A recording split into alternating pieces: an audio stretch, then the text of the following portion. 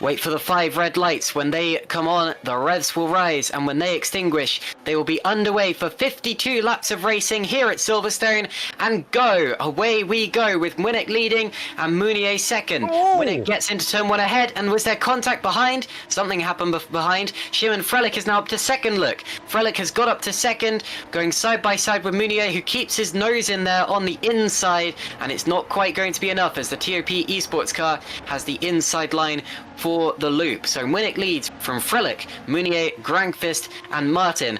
Yeah, Stevens and Machete racing each other incredibly hard in these early phases. You see Handgraf trying to get past Schubert in the background. He's trying to go round the outside the Fraser Tartan. And now the green stripes are just one position outside the points as we see, one of the edge cars dipping into the gravel at the final corner. That's Mark Schluter now. And he's got Thomas back. Oh, and Schluter's off! At the first corner, Vac and Schluter come together, and that's disastrous. Now we see a replay of Mark Schluter's incident. So he ran wide into the gravel, and that said about this chain of events where he tried to cut off he tried to close the door on Tomasz Vok, but he already had his wing poked in there, and you can't close the door on a driver who's already there.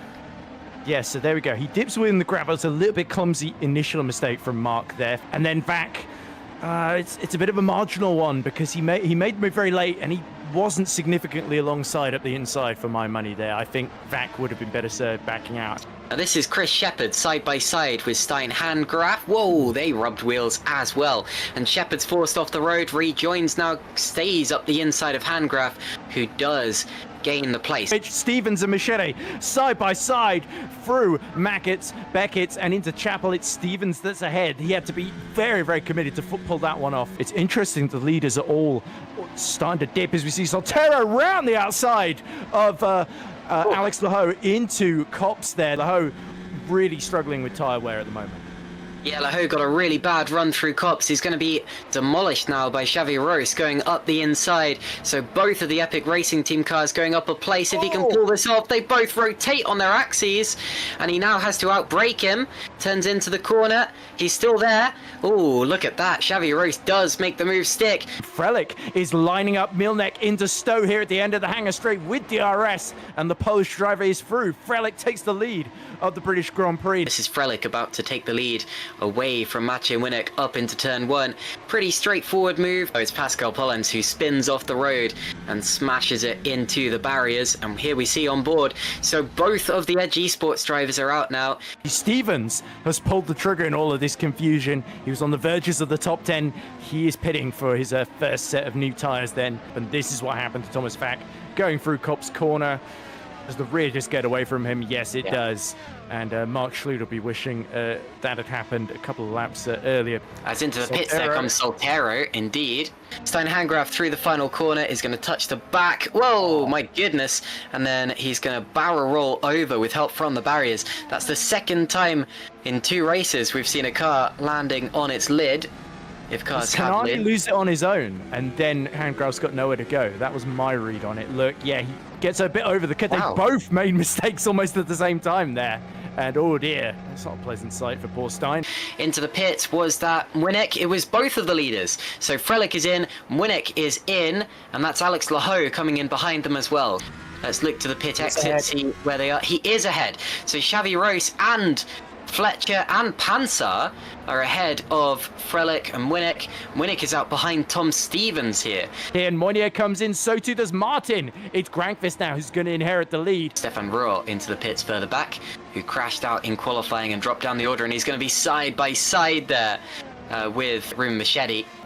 As Grangfist does come into the pits. Grangfist now, having been undercut by Martin and Soltero, needs to find a way through, but it's going to be Martin that gets first use of the DRS up the inside down the Wellington Straight. As now we see Grangfist gets a run at Soltero. Does Soltero defend into Stowe? No, he does not, and that's very, very wise not to contest the championship leader too hard at this phase of the race, but could have opened the door for Ruben Machete, and Machete is going to get alongside, but he's going to be on the outside through the last few corners, taps the wheels at the side. Ruben refuses to yield, and they're side by side as they cross the start-finish straight. And they will gain a place as Robin Pansar pits. That'll be the second race. Oh, and contact further back. I was going to say Yeah, so Laho off the road with Soltero. Here's the incident between Laho and Soltero. I think Laho came from too far back. You know, I'll respect the steward's decisions, but I do think that Laho was a little bit over-optimistic with this one. I'm going to see it. Very early, and then he can't back out, and he's sort of understeering into Soltero. Jan Grankvist is in the top 10 and now goes past Carlos Martin on the inside. Through he goes. Winnick has dropped behind both Grankvist and Munier. Good spot, Ed. Whoa. And here you see it. Whoa. So it was Schubert, I think, in the Fraser Tartan was in the middle there, and then Milner got forced out. And we're going to see Jan Grankvist move, presumably on Tom Stevens. Down into turn 3. The corner towards the loop. It's a little bit of a mistake from Stevens. Kind of leaves the door open to Grankvist. I think he saw him coming through and in anticipation just braked a little bit later than he needed to. There's Tyne finally does pit with 22 laps left to go, so he's got to put the mediums on. Meanwhile, have a look at Jan Grankvist. Jan Grankvist taking a look up the inside of Loic Munier. They're going to touch. They touched wheels. He'll be on the outside for Luffield now. This isn't optimal, but there is grip out there, especially on the exit. Munier is going to have to cover him off, and Grankvist is all over the AstroTurf. Nearly loops the thing around. There's not much grip out there. And he'll get the DRS open, so does Munier, but look at the overspeed that Grankvist has got. That's going to be more than enough to get himself at least alongside Munier into Brooklands. This is where they touch the lap ago. They touch again, and Grankvist is off. Grankvist is in the grass. Mournier will be feeling he was lucky to survive that assault there. Did Grankvist lose it on his own, actually? Yeah, so I think he was a bit nervous about going into the side of Munier. He asked a bit more of the car than the car could offer him. And we're going to see a replay now of the move he just made on Carlos Martin as he gets himself immediately back in the action. Grankvist will be a little too far back here to have a proper lunge, unless...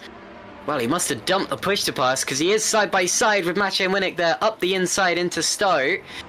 On that lap, that would be quite the story. Xavi Ross side by side with Carlos Martin. And it's the younger Spaniard that makes it through around the outside at Stowe. Grankvist finally comes in, and it was always going to be him that had to pit first off the mediums. He's surely going to go soft to the end here.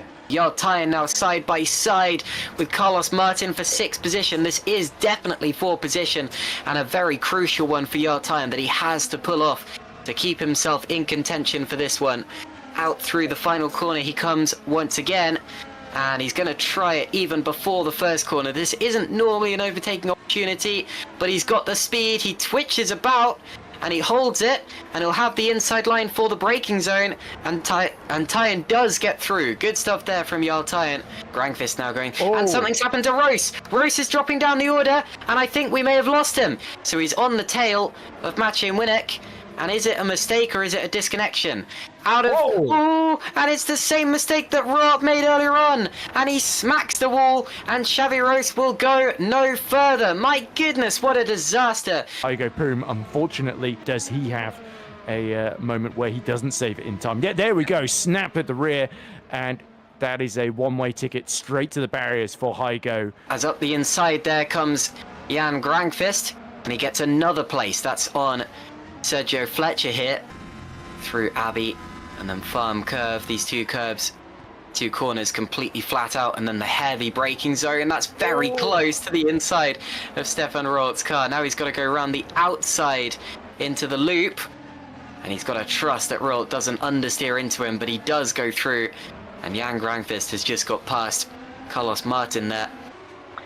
And tying up the inside. Remember, he's come from all the way down. I think it was 26th on the grid. Oh, a little bit of contact there with Winnick on the exit as Winnick comes across, and a massive dive into the Vale chicane. Goodness me. He's going to be on the inside again. It's a through comes Hamilton moment, and he touches with Winnick once again. They touched about 3 or 4 times in the space of about 3 corners. Sven Schubert here scrapping with Chris Shepherd over 12th place. Points go down to 15th, so this is important. On the outside now is Sven Schubert, and Shepherd gets the run. Oh, and over the grass goes Schubert and rejoins nearly into the side of Schubert's. Oh my goodness, and there, wow, slots it through the middle. Good. Wow, great move there from Sven Schubert. And dropping down is Chris Shepherd. Yeah, Shepherd's and now this is both of the FTRs versus both of the Red Archers, Archers. isn't it? Because you've got Lucas Murno in this as well. Yeah, 30 laps Shepard has done on those tyres. Just able to hold on from Murno there. Will he have one more chance up into Stowe? This is his last opportunity. He's got to get it right. I don't think he's close enough. He's half a second back. He'll have the DRS. He'll be using all of the push to pass. Frelick will use all of his as well. Here he comes. He makes a move. They touch. They run wide. Munier's gonna get it, but Frelick's still on the inside. This is for the lead. Don't you forget. 2 corners to go. Munier's got it. That's unbelievable. Out of the final quarter, and Loic Mounier wins his second Super League Grand Prix in tremendous circumstances. Look how far back he came from. Look how blistered his tires are. He had barely any grip left. He did hit him. There was side-to-side contact. I do think that was fair though. I think it was rough. But hey, Rubbing's racing, and Loic Mounier makes the move stick and gets the victory on the last lap in Silverstone. Well, I did think he was going to leave it late, and I did say so. I didn't imagine it was going to be quite that late. That was an incredible end to the race, and we rode on board with Frelick now. Heartbreak for him to lose his first win in those circumstances. He will feel that Mounier pushed him very nearly off track through Stowe there.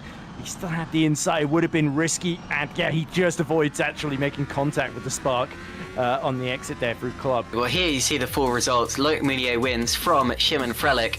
Tom Stevens in 3rd, and then Maciej Winnick 4th place. Jarl Tyen 5th. My goodness, what a drive from him, up 21 places. Then it's Jan Grangfus P6, Carlos Martin P7, Stefan Rohr P8, Sergio Fletcher P9, and Ruben Machedi is in P10.